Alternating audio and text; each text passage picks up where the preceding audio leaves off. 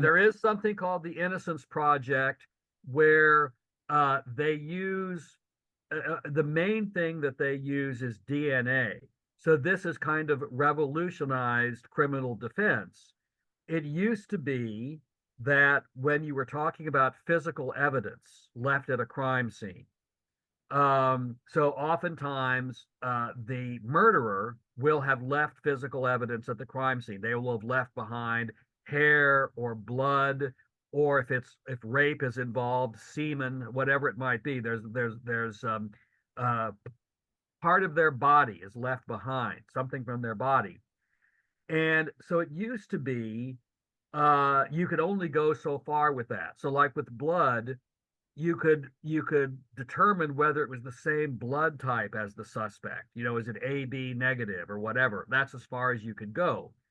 But now I don't know that I can put a date on this, but now they have DNA technology, which is much more precise. It's often as precise, if not more so, than a fingerprint. So a much more precise thing. And so there have been many cases where someone has been convicted, oftentimes convicted in a trial where there was no DNA testing, either because the defendant didn't have enough money to pay for such testing and the state didn't do it, or maybe the crime happened before such testing was available. But in any case, there have been many cases in which someone was convicted, they hadn't tested the DNA. On appeal, they do test the DNA, and lo and behold, it exonerates the person who was convicted. No, not their blood, not their semen or hair.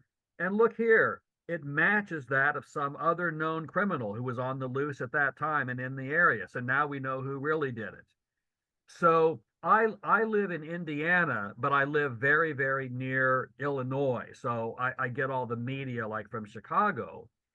And famously, there was a governor, George Ryan. He was a Republican, he was a conservative, he was for capital punishment, but he ended up commuting the sentences of all the people on death row in Illinois. It didn't mean he set them free, but he changed their sentences from the death sentence to prison. And the reason is 13 different people on death row in Illinois were subsequently exonerated by DNA testing. So now, if I may, Jonathan, I want to ask your students a question. This is just kind of a fun question.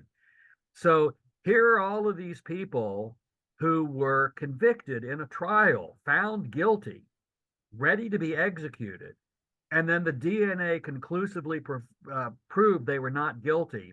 It turns out that in the majority of those cases in Illinois, the crucial evidence that led to a conviction was signed confession. So these people had signed a confession that they committed a crime that in fact they had not committed.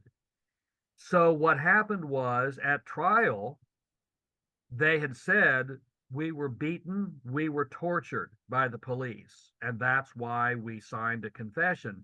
They said they wouldn't stop the torture until we signed. Juries didn't believe that. They said, well, look, we've got, the prosecutor said, look, we've got this signed confession. So it turns out there was a Chicago police officer named John Burge, Burge. He ended up going to prison over this. This was his method. You know, if they arrested some criminal and he thought they were guilty, but they didn't have good enough evidence, he and his officers would just beat a confession out of them. So you've probably seen that in movies and TV shows. I've seen sometimes where it's kind of defended. It's like, oh, you know, the cops, they know who really did it and they've got to cut corners. But in this case, we see in many cases these people were not guilty.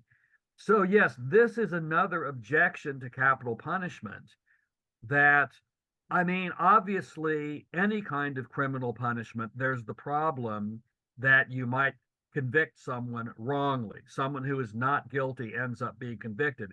That's a horrible thing, no matter what the penalty is. But there's something special about the death penalty in that if someone gets some lesser penalty, they can get some kind of compensation. If someone's wrongly been sent to prison, well, they can't get those years back, that's true, but they can be released and resume their life and get their good name restored, and even in some cases get a financial, some kind of financial compensation from the state. But if you're dead, you're gone. You know, death is irrevocable. So that's an argument that many people make against capital punishment. This is what led to capital punishment being outlawed in England. There was a famous case of a man named, I think his name was Timothy Evans, if I remember correctly, where he was convicted of murdering his wife and child, and he was executed. And then it later came out he lived like in a duplex, and the person living upstairs was a serial killer who murdered a whole bunch of people, and they were able to discover he had killed this man's wife and child. So the nation was outraged and horrified that they had executed this innocent man, and that led to the death penalty being overturned there.